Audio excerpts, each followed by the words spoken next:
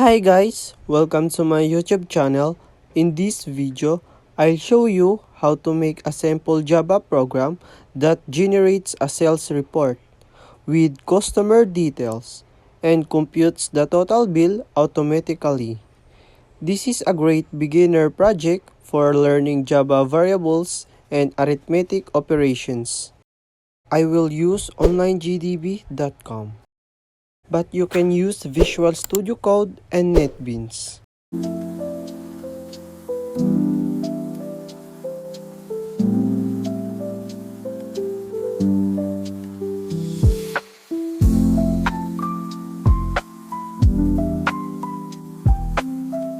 For example, this is what the teacher asks you to do so that his output is like this. So we'll just follow this variable name and example. Let's get started.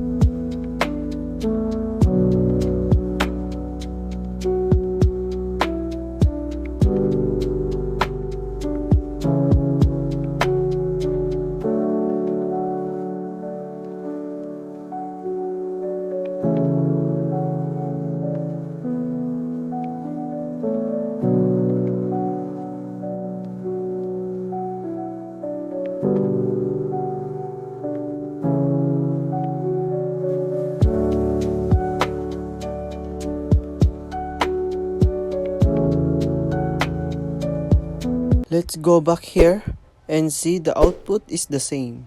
So it's that simple to create a Java language.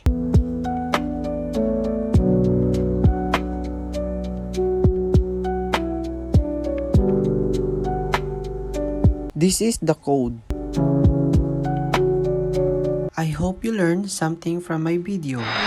Don't forget to like, subscribe, and turn on the bell icon.